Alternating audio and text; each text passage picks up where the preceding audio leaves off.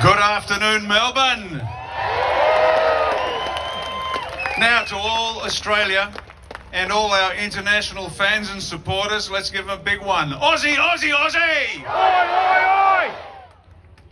Ladies and gentlemen, let's bow our heads. Our Father, who art in heaven, hallowed be thy name. Thy kingdom come, thy will be done on earth as it is in heaven. Give us this day our daily bread. Forgive us our trespasses as we forgive those who trespass against us. And lead us not into temptation, but deliver us from evil. Amen. Now, for those of you who pray, and that's good. For those of you who don't, you better pray the ones that do pray are right. Because you know that we are fighting a malevolence without age. And this malevolence has been attacking us since forever. More recently, in the last many decades, assisted by their mindless enablers like Scott Morrison and Dan Andrews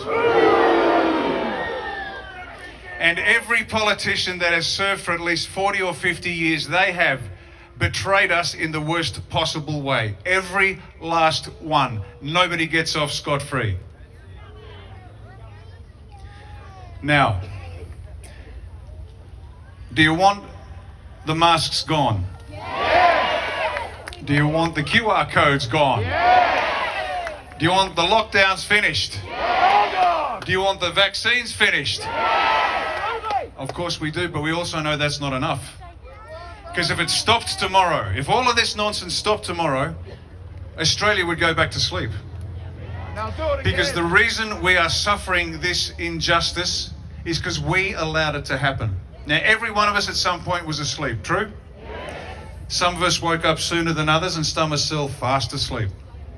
So you can't be too hard on them, because at some point somebody looked at us and said, "You bloody idiot, wake up." But we're awake now, and that's a good thing. And that's why what happens after this war is won is more important than winning the war. Now let me explain that to you. Groups all around Australia have been doing their bit to approach this particular problem. There's the enemy territory, and we've been hitting them from different directions, correct? Yep. You got the good people from the common law doing their bit. You got the Velvet Revolution doing their bit. Everyone is pushing the perimeter to see which cracks first, and we don't care who gets through as long as somebody gets through. Now, A1, we've got our approach, and we're happy with that. We do what we do, they will do what they do. But we're not here to get elected, and we will. We will become the party of government. You will become the party of government.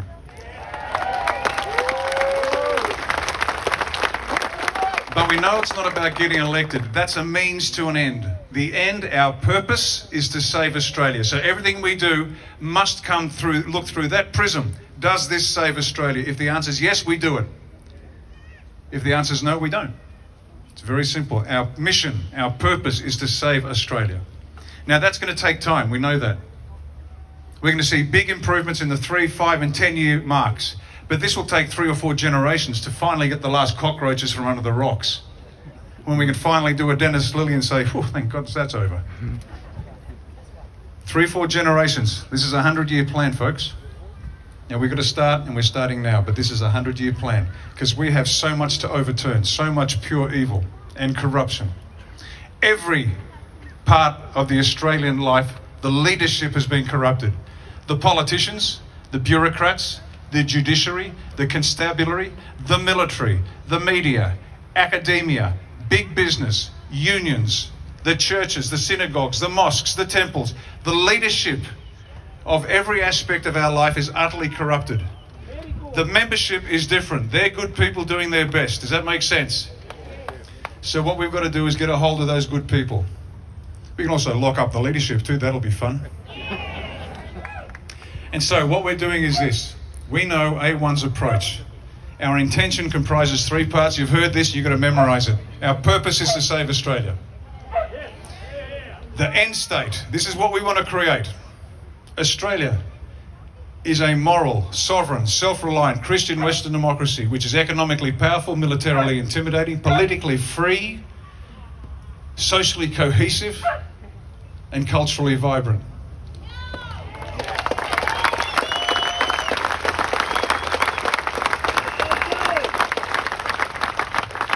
Now, how are we going to do this?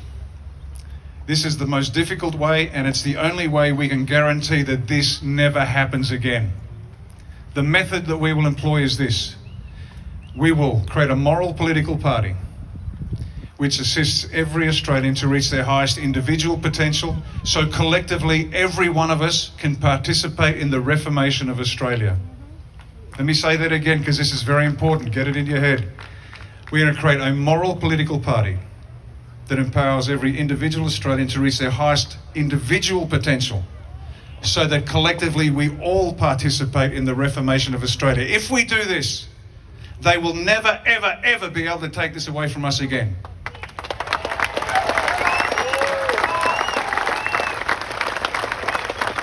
Once the Australian people get a hold of their sovereignty, and you are sovereign, every last one of you, all authority in this country derives from you, and it doesn't matter whether you're a Prime Minister from Point Piper or a prostitute from Emerald. Every one of you is equal. Every one of you is equal.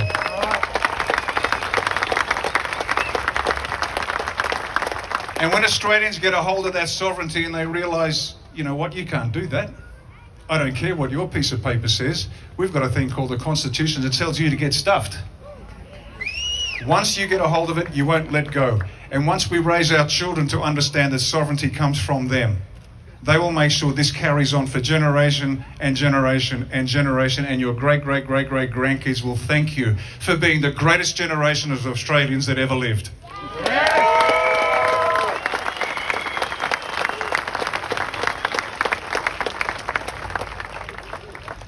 Now, apparently, we're in our third year of Flatten the Curve. 2 weeks to flatten the curve, and 3 years later, here we are. Now, who's had a gutful? Yeah. Let me let you in on a little secret. The entire world has had enough. Yep. Everybody around the world has said, that's it, we're done. Even the people who did the writing in their heads, they got the first vax and the second vax, and now they're saying, oh, you've got no immunity, so you better get a third booster. And let's give it to your kids too. Can you see how sick these people are? They want to inject your children. That's the point. That's how bad they are. But once we get a hold of this, we're going to be fine. Now, we are closer to victory than it seems. I know you're tired. Who here has ever played an organised sport? Football, tennis, whatever. You know what it's like just before the end. You're knackered. You can't stand up. You're winded. You've got no energy left, and you dig deep and you go, got to do it, got to do it, got to do it. And here's a little tip. See all the grey hairs in the audience? We're going to win this for the youth. Because we've got some fight in us yet. And we're going to show them how to fight and win.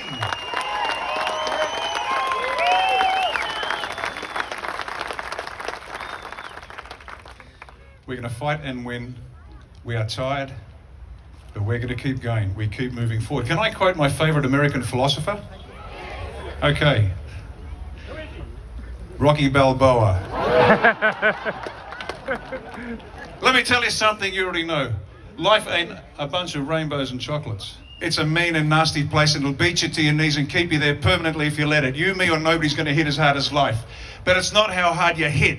It's about how hard you can get hit and keep moving forward. How much you can take and keep moving forward. That's how winning is done. Now, if you know what you want, then go and get it.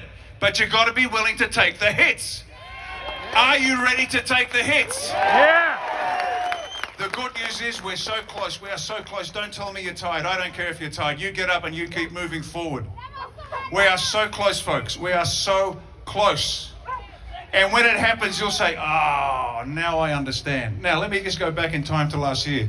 When I said, well, Christmas, just get through to Christmas, and next year's going to be better. And everybody said, where are the tanks? It's January the 1st. Where are the tanks?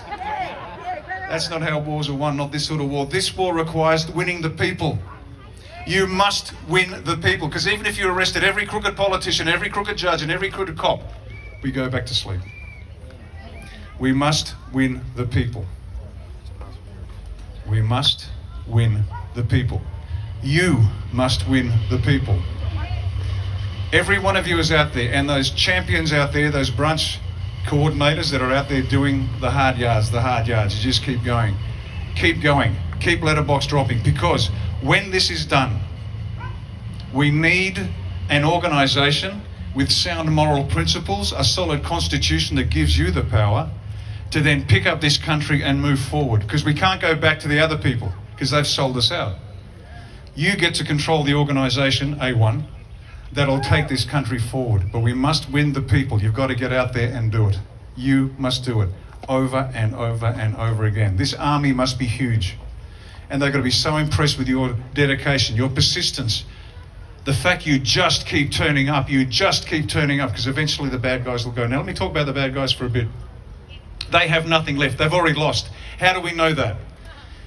6 months ago, would you have heard a story on the news that was critical of the government or its response to COVID? No. Are the stories coming through now? Yes. That's not an accident. That is a significant strategic victory. The cracks are forming in the wall. The media is losing. The media is frightened. And I've been saying publicly, and they are now scared, that at Nuremberg 1.0, once they got the generals and the politicians on the gallows, next in line were? Now we know there's enough evidence out there that this whole thing is a scam, that it's designed to rob us and kill us. This is genocide, pure and simple. Sure is. But the media hasn't reported that. Now why haven't the media reported it? Because they're lying, dog. Frankly, I don't care. They're in on it. Of course they're in on it. They're in on it. The media has cracked. There is no going back. They have to report the truth now. This is a strategic victory, people. Don't think that we haven't made big progress. This is the one block to our victory, and it's cracking and it's cracking, and soon the dam will crack and the flood will come and the cockroaches will be washed away by the truth. Yes!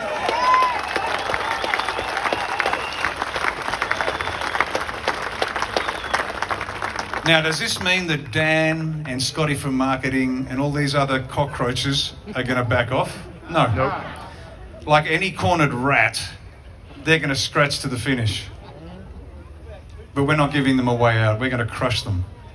But they will come after us, and the only thing they've got left is fear. That's it. They make the most ridiculous, nonsensical, incoherent demands. Look at this idiot in Western Australia, McGowan. Muppet. $20,000 fine if you turn up to work without being vaxxed. Why not make it $1 million? Why not make it $100 million? That's how nonsensical this garbage is. Chief Minister of Northern Territory, Gunner, $5,000 a day if you turn up to work unvaxxed. Really? Thanks, mate. These guys are lunatics. All they've got is fear. Understand they have no more power. How do we know that? If they were still in charge, in New South Wales, Gladys Berejiklian would still be the Premier, but she's not. If they were still in charge, Mick Fuller, the Commissioner for Police in New South Wales, that Masonic filth that he is, he would still be the Commissioner, but he's not. We've got Commissioner Karen. Now, Commissioner Karen, she's a lovely lady. And I'm sure she is. But do you think the Assistant Commissioners are going to let her do a thing? Nope. If they were in charge, these people would not have resigned or been sacked. MPs around the country are resigning by the handful. Watch the game, watch the run of play and understand the signals that are coming to you. Just watch it and you see, right, they are losing, they are losing. And what do you do when your opponent starts to get weak on their knees? You step forward, you give them a big one, and another, and another, and another, and another. That's what A1 is for. We've got to step forward now. We've got to build this army. They are losing, we are winning. This is going to come quicker than you think. Now, do you want me to tell you everything I know about what's going on? Yes. Sorry, can't do it.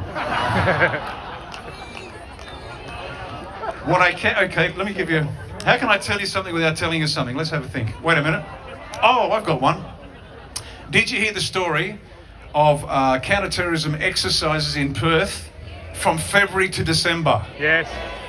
Now, anybody that's been in the military or the police, just show of hands, anybody that's served in any capacity. Right. Have you ever heard of an exercise that went for 10 months?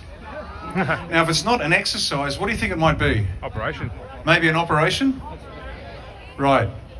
Now, 2 plus 2 doesn't equal 5 and it doesn't equal 3, so but I'm sure you can work out. Now, this isn't a black hat operation, so it must be... I didn't tell you that. No. I didn't tell you anything. We heard about another 10-month counter-terrorism training exercise in Sydney Harbour. Yep. February to December. 2 plus 2 equals, it's not 5, not 3, gotta be something good. A1's job is not to disarm the police. A1's job is not to jail the politicians and the judges and everybody else. That's not our job. That's got to be done, but leave that to the people with the capacity to do that. Does that make sense? Yeah. Everybody around Australia and around the world has used whatever resources and skills they have to fix this problem. We're attacking in multiple directions, you remember?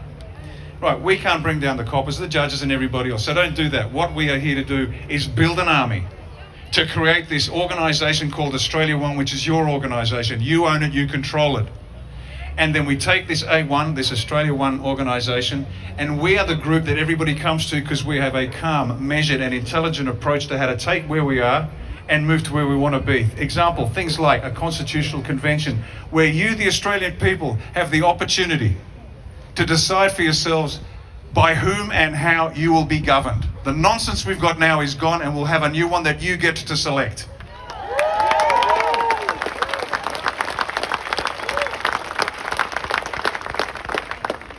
This is key because we have no law in this country. The current constitution has been bastardized so many times it's a meaningless book. And on top of that, the politicians just make laws whenever they want to. There's no basis in law. We know the place is a corporation anyway, so what are you talking about? I'd like you to arrest him. Well, I am a corporate cop, I can't arrest my boss. There is no sovereign law in this country, none, zero. There is no law, folks. So every time they speak, it's a lie. It is a bald-faced lie. We do not need to comply with this. And that's why we have to stand up and we have to be the example to the rest of the country. We must lead from the front by our example, not from the rear by direction. Does that make sense? Yeah. That's why I don't wear a mask. That's why when I flew into Adelaide, they said, you have to wear a mask. And I say, no thanks. And they say, we have to arrest you. And I said, go for your life. Yep. And I wasn't angry or pugnacious. I just said to the sergeant, no problems, mate. I understand you've got a job to do. Away you go. You ever seen a grown man wet his pants? He raced away, got some instructions, telephoned the 2 constables. Give him $1,000 fine and send him on his way. Lead from the front by example. Now, I understand if you're a bit concerned about that. I get that. So do it in groups. Get 20 of you. Go to Coles or Woolies, or no, better still, go to IGA. Bugger the big ones. Go to IGA in a group, go in, do your shopping and walk out. And everyone's going to see you and go, wow, I didn't know the mask mandate was gone. Let's go. Lead from the front by example. That's why you are here. You are blessed with the courage to do what must be done. Now, you've heard me say this before, we're going to say it again. Who wants unlimited courage, on call 24/7? Show of hands, please. Okay, a couple down the back, you're okay, are you? Rightio, let me tell you the story. Imagine I'm standing on a 10-story building, and there's a 10-story building about 10 foot across. 100-foot drop right in front of me, down to the alleyway. There's a garbage tin and a dog nuzzling the piece of paper that's blowing in the breeze. You all got the picture? Right.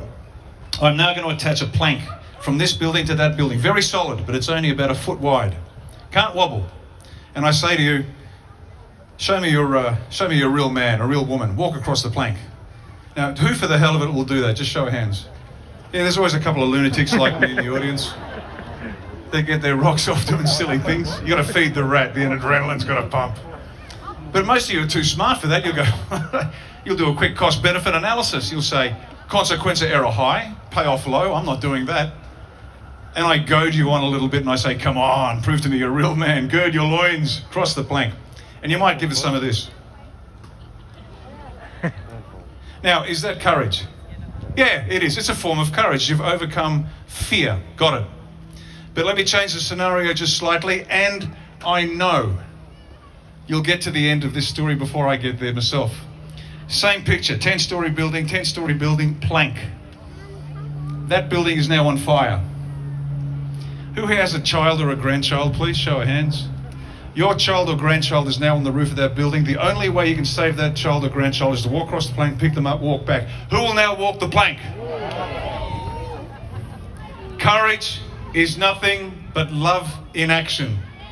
If you love someone or something enough, you will do what must be done regardless of the cost to you. Does that make sense? Yeah. So when you feel frightened, and you will, and that's okay. I remember what it used to feel like a long time ago. Not anymore. Oh, I am. I'm scared of one thing, not doing my best. That scares the pants off me. Yeah. When you love something enough, you will do what must be done regardless of the cost. So when you need to dig deep, you are saving your children, you are saving your grandchildren, your great-grandchildren, your great-great-great-grandchildren. You are here because 3-4 generations ago, somebody risked their life for you. And life is strange. You've got to pay it forward. You can't pay it back. Yep.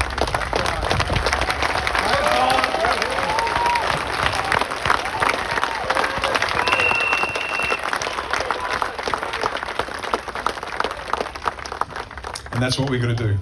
We lead from the front by example. We show the rest of the country what it is to love enough to do what must be done to save this country. And that's what AustraliaOne's all about. That's all we are about. That's it. We want to save this country. Yep. Ladies and gentlemen, thank you so much for your time today. I will be now taking questions and answers. If you get too hot, move over in the shade. The good Lord gave us some cloud for a moment or two, but it's gone now.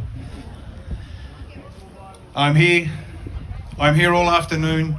I'll take questions now. I think we've got a microphone running around the place.